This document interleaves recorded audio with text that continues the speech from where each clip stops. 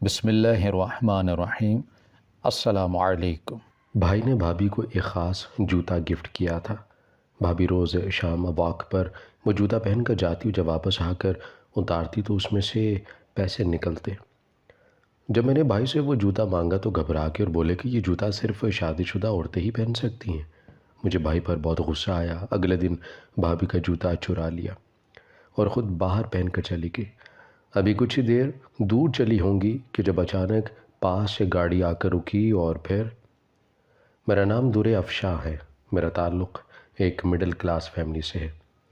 ہم دو بہن بھائی ہی تھے۔ بھائی مجھ سے بڑا تھا اور میں چھوٹی تھی۔ مجھے پڑھنے کا بہت شوق تھا اور میں کسی مہنگی یونیورسٹی سے پڑھنا چاہتی تھی، مگر گھر کے حالات کی وجہ سے مجھے پرائیویٹ ہی BA کرنا پڑا۔ میری انگلش بہت اچھی تھی، اس لیے میں انگلش کرنے کا سوچ رہی تھی۔ ابھی ابا میرے داخلے اور کتابوں کے پیسے ہی جمع کر رہے تھے کہ بھائی نے اپنی شادی کا شوشہ چھوڑ دیا۔ کہنے لگا، اس کی پڑھائی اور جہیز پر جو پیسے خرچ کرنے ہیں ان پیسوں سے میری شادی کروا دو۔ میں شادی کے بعد اس کا سارا خرچہ اٹھا لوں گا، جتنے پیسے مانگے گی اتنے دے دوں گا، مگر ابھی شادی کے لیے مجھے کچھ پیسے چاہیے، میں نے شادی کرنی ہے۔ جانے اسے شادی کی اتنی جلدی کیوں تھی؟ ہم سب حیران تھے کہ ابھی کون سا اس کی عمر نکلی جا رہی ہے۔ 25 سال ہی کا تو ہے۔ لوگ تو اپنے لڑکوں کی 30 سال کی عمر میں شادی کرتے ہیں، تو ابھی 1-2 سال وہ بھی نہ کرتا تو خیر تھی، لیکن اس کی ضد کے آگے ہار مان کر اماں ابا کہنے لگے کہ ٹھیک ہے، ہم تمہاری شادی کے لیے لڑکیاں دیکھتے ہیں۔ پھر بھائی کہنے لگا کہ لڑکی دیکھنے کی ضرورت نہیں، میں اپنی پسند سے شادی کروں گا، آپ بس مجھے شادی کے لیے 2 لاکھ روپے دے دو، سارے انتظام میں خود ہی کر لوں گا۔ بھائی کے بے حد اصرار پر ابا نے میرے لیے جو 2 لاکھ جوڑا تھا وہ بھائی کو دے دیا کہ لو کر لو شادی کے خرچے۔ کافی دن ہم بھائی کا انتظار ہی کرتے رہے کہ ہمیں کب وہ اپنی پسند کی ہوئی یہ لڑکی کے گھر رشتہ لے کر جانے کے لیے کہے گا۔ جب بھائی سے پوچھتے تو وہ کہتا کہ اچھا کل میں بتا دوں گا۔ یوں کرتے کرتے پورا 1 مہینہ ہو گیا۔ اب ابا کو شک ہونے لگا کہ کہیں اس نے پیسے ضائع تو نہیں کر دیے۔ ویسے بھی صبح کا گیا رات کو گھر آتا ہے، کرتا کیا ہے؟ آخر ایک دن ابا کے صبر کا پیمانہ لبریز ہو گیا۔ وہ آدھی رات کو گھر آیا تو ابا نے 2 ٹوک بات کی کہ کدھر ہے وہ لڑکی جس سے تم نے شادی کرنے کے لیے 2 لاکھ روپے لیے ہیں؟ 1 ہفتے کے اندر اندر اس کے گھر والوں سے ہمیں ملواؤ، ورنہ جو پیسے لیے ہیں وہ واپس کرو، اگر نہیں کیے تو میں تمہیں اس گھر سے نکال دوں گا۔ بھائی کی حرکتیں مجھے بھی مشکوک ہی لگ رہی تھی۔ وہ کافی عرصے سے اپنا بزنس کرنے کا پلان بنا رہا تھا، لیکن ہر بار پیسے نہ ہونے کی وجہ سے بات رہ جایا کرتی۔ کیا پتہ اس نے ابا سے جھوٹ بول کر پیسے لیے ہوں اور وہ پیسے اپنے کام میں لگا لیے ہوں۔ مجھ میں اور بھائی میں ایک چیز مشترک تھی کہ ہم دونوں کو ہی امیر ہونے کا بہت شوق تھا اور اس کے لیے ہم کچھ بھی کرنے کے لیے تیار تھے۔ میرا بس چلتا تو میں کسی امیر گھرانے میں پیدا ہوتی۔ اماں جب بھی میری شادی کی بات کرتی تو میں یہی کہتی کہ اماں مجھے کسی امیر خاندان میں بیاہنا، چاہے شوہر بڑی عمر ہی کا کیوں نہ ہو۔ بھائی کی بھی کچھ ایسی ہی سوچ تھی، امیر ہونے کے لیے وہ کسی بھی حد تک جا سکتا تھا، اس لیے میرا پکا خیال تھا کہ اس نے ابا سے پیسے لے کر یا تو جوئے میں ہار دیے ہوں گے یا کہیں کام شروع کر لیا ہوگا۔ 2 دنوں بعد بھائی کہیں چلا گیا۔ ہم سب کا اپنا خیال تھا کہ اپنے وقت پر آدھی رات کو آ جائے گا، مگر رات ساری گزر گئی۔ صبح ہو گئی، وہ واپس نہیں آیا۔ اس کے سارے دوستوں سے پتہ کیا مگر کسی کو کچھ معلوم نہیں تھا کہ وہ کہاں گیا۔ ہم سب پریشان ہو گئے، اس سے پہلے کہ وہ کبھی اس طرح گھر سے غائب نہیں ہوا تھا۔ اس کے ایک دوست نے پھر بتایا کہ میری اس سے بات ہوئی تھی، وہ پہاڑی علاقوں کی طرف نکل گیا ہے۔ 1 ہفتے بعد کی بات تھی، چھٹی کا دن تھا، ہم سب گھر پر ہی تھے۔ دروازے پر دستک ہوئی، بھائی کو اندر داخل ہوتے دیکھ کر سب کی جان میں جان آ گئی تھی، لیکن اس کے ساتھ آنے والے وجود پر نظر پڑتے ہی ہم سب کو سانپ سونگھ گیا تھا۔ وہ ایک لڑکی کے ساتھ گھر آیا تھا جس نے چہرہ چھپا رکھا تھا اور لال رنگ کا سوٹ پہنا ہوا تھا۔ بھائی مجھے دیکھ کر بولا، افشاں ادھر آؤ اور اپنی بھابھی کو اندر لے جاؤ۔ بھابھی کا لفظ ہم سب کی سماعتوں پر قیامت بن کر ٹوٹا تھا۔ بھائی نے اتنا بڑا قدم ہم سے پوچھے بغیر ہی اٹھا لیا تھا اور خود ہی نکاح رچا کر آ گیا تھا۔ ابا کو بہت غصہ آیا، مجھے پتہ چل گیا کہ اب بھائی کی خیر نہیں، اسی لیے میں نے جلدی سے بھابھی کا ہاتھ پکڑا اور اسے لے کر بھائی کے کمرے میں آ گئی۔ کمرے میں آ کر اس نے گھونگھٹ اتارا اور اس کا چہرہ دیکھ کر مجھے حیرانی ہوئی۔ بھائی پہاڑوں پر گیا تھا تو میرا خیال تھا کہ لڑکی کوئی پٹھانی ہوگی، لیکن وہ تو عام سے نقوش کی میرے جیسے ہی لڑکی تھی۔ باہر سے شور بلند نہیں ہوا تو میں نے حیرانی سے باہر جھانکا کہ ابا غصہ ہو کر چلا کیوں نہیں رہے۔ باہر دیکھا تو آنکھیں پھٹی کی پھٹی رہ گئی کہ بھائی ابا کے ہاتھ میں 1,00,000 روپے رکھ کر کہہ رہا تھا، ابا باقی میری شادی پر خرچ ہو گئے، مگر میں وعدہ کرتا ہوں کہ بہت جلد تمہیں لوٹا دوں گا۔ بھابھی کہنے لگی کہ ہمارے خاندان میں لڑکی کا حق مہر نکاح سے پہلے ہی لے لیا جاتا ہے، اسی لیے تمہارے بھائی کے پیسے وہاں لگ گئے، مگر وہ دے دے گا بہت جلد۔ بھابھی نے اپنا تعلق قبائلی علاقے سے بتایا تھا، مگر مجھے سن کر یقین نہیں آیا تھا، کیونکہ قبائلی علاقوں کی لڑکیاں تو بہت خوبصورت ہوتی ہیں، اور ویسے بھی وہ لڑکی کسی غیر ذات برادری والے کو نہیں دیتے، اور کیا پتہ بھابھی نے بھی گھر سے بھاگ کے شادی کی ہو، ورنہ کون ماں باپ اکیلے لڑکے کو لڑکی دے دیا کرتے ہیں۔ میرے دماغ میں بہت سارے شکوک و شبہات پیدا ہونے لگے تھے، مگر یہ موقع بھی ایسا نہیں تھا، اسی لیے میں چپ کر کے باہر آ گئی۔ ابا تو اپنی رقم پر قل پڑ چکے تھے کہ وہ انہیں اب نہیں ملنے والی، مگر ابھی جب 1,00,000 روپیہ بھائی نے واپس کر دیا اور باقی کے 1,00,000 دینے کا وعدہ کیا تو انہوں نے بھی خاموش رہنے میں عافیت سمجھی، اور اماں کو کہا کہ کل ہی ان پیسوں سے اپنی لڑکی کے لیے کوئی چھوٹا موٹا زیور بنا لینا۔ بھائی اپنے کمرے میں گیا تو میں تجسس کے ہاتھوں مجبور ہو کر اس کے کمرے کی کھڑکی سے کان لگا کر کھڑی ہو گئی کہ سنو تو صحیح کہ وہ کہتا کیا ہے۔ بھائی اس لڑکی سے کہہ رہا تھا کہ دیکھو اماں ابا تو بہت سادہ اور بھولے بالے ہیں، تمہیں کچھ نہیں کہیں گے، مگر میری بہن دور افشاں سے بچ کر رہنا، وہ بہت تیز ہے، تمہاری ٹو میں لگ گئی تو بہت برا ہوگا، اس سے محتاط رہنا۔ بھابھی کہنے لگیں کہ تم فکر نہ کرو، میں اسے اچھے سے سنبھال لوں گی، تم بس میرے لیے ان جوتوں کا انتظام کرو جن کا میں نے تمہیں بولا تھا۔ بھائی کہنے لگا ہاں کل ہی ان جوتوں کا آرڈر دینے جاؤں گا، اسپیشل بنوانے پڑیں گے۔ میں حیران ہوتی ہوئی اپنے کمرے میں آ گئی کہ بھابھی کس قسم کی لڑکی ہیں، اپنے منہ دکھائی میں جوتے مانگ رہی ہیں۔ مجھے سوچ کر تھوڑی ہنسی بھی آئی کہ چوری چھپے شادی کرنے والے کو جوتے ہی ملنے چاہیے۔ اگلا سارا دن تو میں تو گھر کے کام کاج میں لگی رہی اور بھابھی صاحبہ مہارانیوں کی طرح کمرے میں آرام کرتی رہی۔ اماں کے پاس 2 گھڑی بس بیٹھا کرتی تھی۔ شام کو میرا بھائی گھر آیا تو سیدھا اپنے کمرے میں چلا گیا اور جاتے ہی دروازہ بند کر لیا۔ میں تجسس کے ہاتھوں پھر سے مجبور ہو کر کھڑکی کے پاس چلی گئی تاکہ ان کی باتیں سن سکوں۔ بھائی نے جاتے ہی بھابھی سے کہا تھا کہ میں دوسرے شہر گیا تھا، وہ لوگ ہمیں ڈھونڈ رہے ہیں، مگر ابھی تک ان کو یہ معلوم نہیں ہو سکا کہ ہم یہاں ہیں۔ ہمیں تھوڑے دن احتیاط کرنا ہوگی، جب تک یہ معاملہ ٹھنڈا نہیں پڑ جاتا تم بھی گھر سے باہر مت نکلنا، ایک بار یہ سب تماشا ختم ہو جائے پھر ہی ہم اپنی زندگی اچھے سے گزار سکیں گے۔ بھائی کی باتوں سے میں سب سمجھ گئی تھی، میرا شک صحیح نکلا تھا، ان دونوں نے بھاگ کے شادی کی تھی اور اب یقیناً بھابھی کے گھر والے ان کو ڈھونڈ رہے تھے۔ ان دنوں اماں نے میرے رشتے کی بات کہیں چلائی ہوئی تھی اور وہ لوگ مجھے دیکھنے آ رہے تھے۔ یہ تو اگلے دن پتہ چلا کہ میری دوست کا وہ کزن تھا جس نے مجھے دوست کے گھر آتے جاتے دیکھ لیا تھا اور پسند کرنے لگ گیا تھا، اور اب اس کے ماں باپ اس کا رشتہ لے کر آ گئے تھے۔ میرے بھائی کو پتہ چلا تو جانے کیوں وہ اس رشتے پر اعتراض کرنے لگا۔ بھابھی بھی میری منگنی والے دن اپنے کمرے میں سے باہر نہیں نکلی تھی۔ اماں نے بتایا کہ تمہارے بھائی کو لڑکے کے کام پر اعتراض ہے۔ میں نے کہا کہ اماں جو بھی ہے اب یہ رشتہ مت توڑنا، کیونکہ وہ لڑکا مجھے بھی اچھا لگا تھا۔ 2 دن بعد کی بات تھی، رات کا وقت تھا، بھائی ابھی کام سے نہیں لوٹا تھا، اسی لیے میں دروازہ کھولنے کے لیے جاگ رہی تھی۔ رات کے 10 بجے وہ گھر آیا تو اس کے ہاتھ میں ایک جوتے والا ڈبہ تھا۔ مجھے معلوم تھا کہ وہ بھابھی کے لیے لے کر آیا ہے، کیونکہ وہ کافی دنوں سے بھائی سے جوتے مانگ رہی تھی۔ میں نے جان بوجھ کر اس شاپر سے چھینا اور ڈبہ کھولتے ہوئے کہا کہ بھائی میرے لیے لائے ہو؟ اس نے گھبرا کر جلدی سے میرے ہاتھ سے جوتا اور ڈبہ چھینا اور کہا کہ یہ تمہاری بھابھی کے لیے گفٹ لے کر آیا ہوں، تمہارے لیے پھر کبھی لے آؤں گا۔ وہ جوتا سیاہ رنگ کا بالکل سادہ سا تھا، جس کی 5 انچ کی عجیب سی بیڈ ہیل تھی۔ شاید بھائی نے آرڈر پہ بنوایا تھا، کیونکہ دکان پر تو ایسے جوتے دیکھنے کو نہیں ملتے۔ دیکھنے میں وہ اتنا پیارا تو نہیں تھا کہ گفٹ کیا جا سکتا، مگر بھابھی کی خوشی بھری آواز باہر تک آ رہی تھی، جس سے اندازہ ہوا جیسے وہ اسی جوتے کا ہی انتظار کر رہی تھی۔ اگلے دن شام کے وقت بھابھی وہی جوتا پہن کر باہر نکلی اور مجھے کہا کہ میں واک پر جا رہی ہوں۔ میں دل ہی دل میں خوب ہنسی کہ اتنا ہیل والا جوتا کون پہن کر واک پر جاتا ہے۔ وہ 2 گھنٹے بعد واپس آئی تھی اور آتے ہی اپنے کمرے میں چلی گئی۔ اگلے دن پھر سے وہ ہیل والا جوتا پہن کر واک کے لیے نکلی۔ میں نے کہا کہ بھابھی سیر پر جانا ہے تو چپل پہن کر جاؤ۔ مجھے کہنے لگی کہ تم کون ہوتی ہو مجھے بتانے والی کہ میں کیا کروں کیا نہیں۔ 3-4 دن یہ سلسلہ چلتا رہا۔ وہ روز شام کو اپنا وہی جوتا پہن کر واک کے لیے جاتی اور آتے ہی اپنا کمرہ بند کر لیتی۔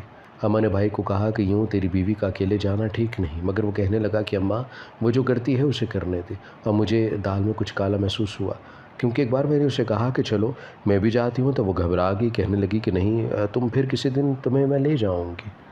اگلے دن جیسے ہی وہ سیر سے واپس آئی اور اپنے کمرے میں جا کر دروازہ بند کیا تو میں نے اسی وقت کھڑکی تھوڑی سی کھولی اور جو منظر دیکھا اسے دیکھ کر میری آنکھیں پھٹی کی پھٹی رہ گئی۔ اس نے اپنا جوتا اتارا اور اس کی ہیل والے حصے سے ڈھیر سارے نوٹ نکالے جو رول ہوئے تھے۔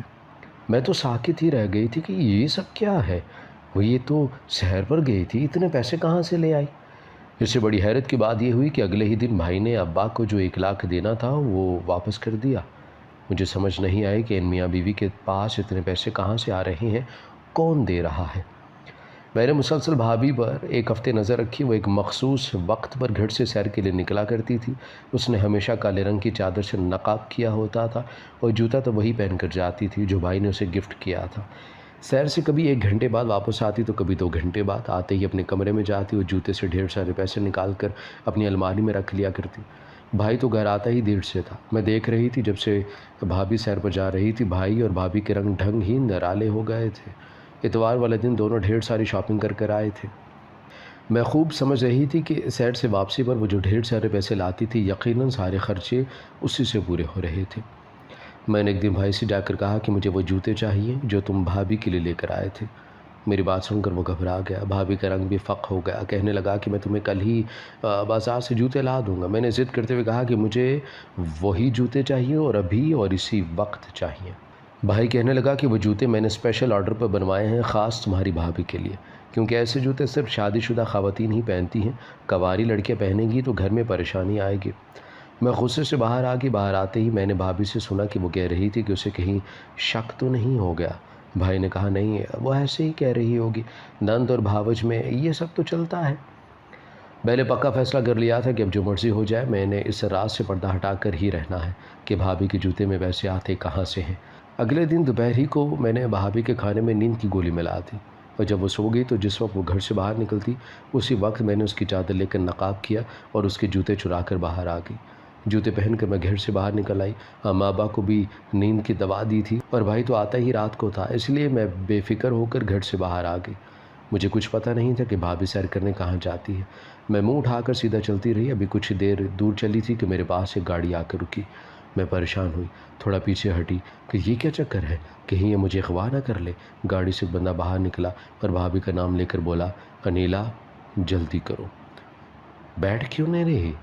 میرے لیے یہ وقت بہت مشکل تھا۔ میں ایسے کیسے ہی انجان گاڑی میں نہیں بیٹھ سکتی تھی، مگر بھابھی کا راز بھی تو پتہ چلانا تھا۔ اسی لیے 1 منٹ سوچنے کے بعد میں چپ کر کے گاڑی کے اندر بیٹھ گئی۔ بھابھی نے بھی شاید نقاب ہی کیا ہوتا تھا، اس لیے وہ مجھے پہچان نہیں پائے۔ وہ 5 لوگ تھے اور آپس میں جانے کیا گفتگو کر رہے تھے، مجھے کچھ سمجھ نہیں آ رہا تھا۔ ایک آدمی بولا، انیلا آج تم بڑی چپ چپ ہو، طبیعت تو ٹھیک ہے نا تمہاری؟ میں نے کھانستے ہوئے کہا، ہاں بس تھوڑا گلا خراب ہے۔ میں ہرگز بھی ان کو خود پر شک کا موقع نہیں دے سکتی تھی، جانے یہ گاڑی کہاں جانے والی تھی اور بھابھی کیا کرتی تھی۔ مجھے شکل سے ہی ٹھیک انسان نہیں لگ رہے تھے یہ لوگ۔ آدھے گھنٹے بعد ایک بڑے سے گھر کے آگے گاڑی رکی۔ میں سوچنے لگی کہ یہاں پتہ نہیں کیوں رکے ہیں یہ۔ ایک آدمی کہنے لگا کہ تم بیٹھی کیوں ہوئی ہو، آج کام کرنے کا ارادہ نہیں؟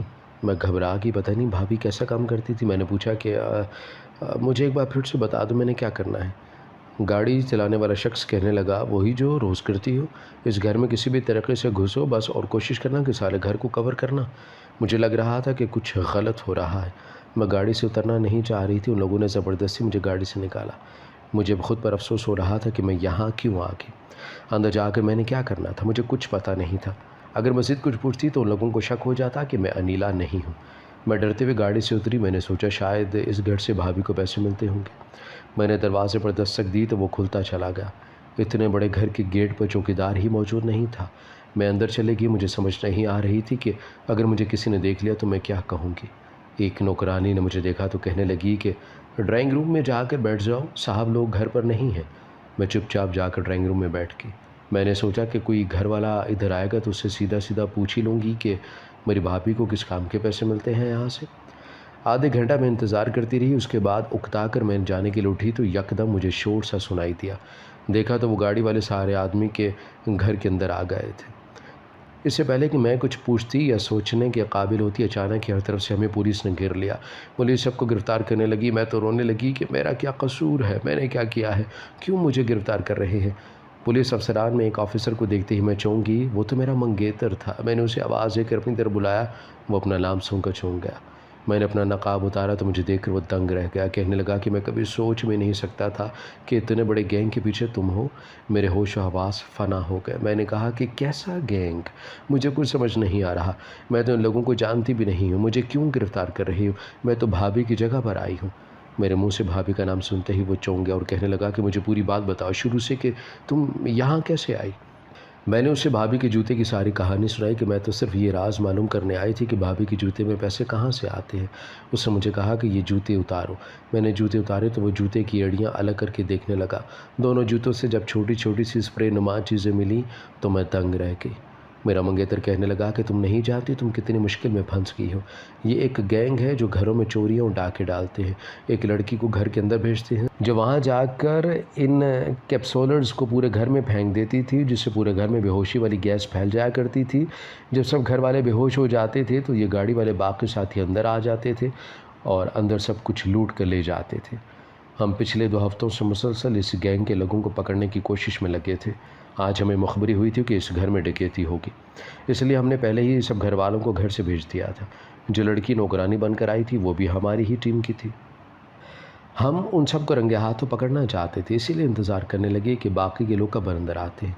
जैसे ही सब लोग अंदर आए हमने रेड कर ली। मैं कभी सोच भी नहीं सकता था कि जिस लड़की के पीछे हम इतने दिन से लगे हुए हैं वो तुम्हारी भाभी निकलेगी और उसके बजाय आज तुम यहाँ होगी। हमें मुखबरी उसी गैंग के आदमी से मिली है। जो शख्स गाड़ी चला रहा था उसको हमने कल रात पकड़ लिया था और उसी ने आज वाली वारदात की सारी तफसीलात बताई थी। पुलिस मेरे साथ मेरे घर चली आई। जैसे ही मैं घर के अंदर दाखिल हुई तो अम्मा अब्बा और भाभी को परेशानी से टहलते देखा। भाभी की नज़र सीधी मेरे पैरों पर गई। कहने लगी कि मुझे पहले ही मालूम था कि तुम मेरे जूते पहनकर बाहर गई होगी। मिल गया सुकून पहनकर, अब उतारो इनको वरना बहुत बुरी तरह पेश आऊँगी। मेरे मंगेतर ने अंदर दाखिल होते हुए कहा कि बुरा तो अब आपके साथ भी होगा भाभी जी। आपको चोरी और डकैती की गैंग की मुआवनत करने के जुर्म में गिरफ़्तार किया जाता है। अम्मा अब्बा तो हक्का बक्का रह गए। पुलिस भाभी को लेकर चले गई। रात को भाई घर आया तो उसे भी गिरफ़्तार कर लिया गया क्योंकि वो भी उस सब में शामिल था। पहले ये पूरा गैंग दूसरे शहर वारदातें करता था। जब वहाँ की पुलिस हरकत में आती तो ये शहर दूसरे शहर में आ जाया करते। मेरा भाई 2 साल से उनके साथ था। भाभी भी इस गैंग का हिस्सा थी। वहीं एक दूसरे को पसंद करने लगे और शादी कर ली। मेरे भाई ने मेरी मंगनी पर इसीलिए एतराज़ किया था कि लड़का पुलिस में है। उसका काम ऐसा था कि किसी भी पुलिस वाले से किसी किस्म का रिश्ता वो नहीं रख सकता था।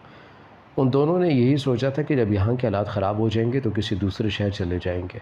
भाभी बड़ी होशियारी से किसी बड़े घर में दाखिल होती और कहती कि बेगम साहिबा से मिलने आई हूँ। जब तक कोई ड्राइंग रूम तक आता वो जूते से कैप्सूल निकाल कर पूरे घर में फैला देती। आधे घंटे के अंदर अंदर सब बेहोश हो जाते।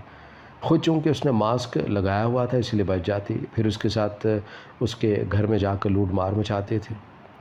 भाई थोड़ा बहुत कैश जितना उसके जूतों में आ सकता था वो साथ ले आती थी। बाकी उसका और अपना हिस्सा भाई को रात को आते ही ले लिया आता था। वो दोनों को ही अमीर होना था और उसके लिए वो हराम और हलाल का फ़र्क भूल गए थे। अमीर होने के ख्वाब देखना बुरा नहीं है मगर उसके लिए चोरी का रास्ता अपनाना ये गलत है। इस पूरे गैंग को अदालत से 5 साल की सज़ा होगी।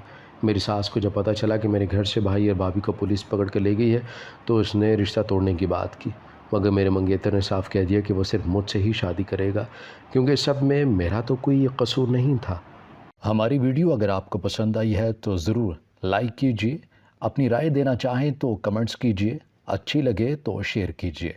इसके साथ साथ अगर आपने हमारा चैनल सब्सक्राइब नहीं किया तो ज़रूर कीजिए और बेल आइकन पर लाजमी क्लिक कीजिए ताकि हमारी हर आने वाली वीडियो आप तक बर वक्त पहुँच सके।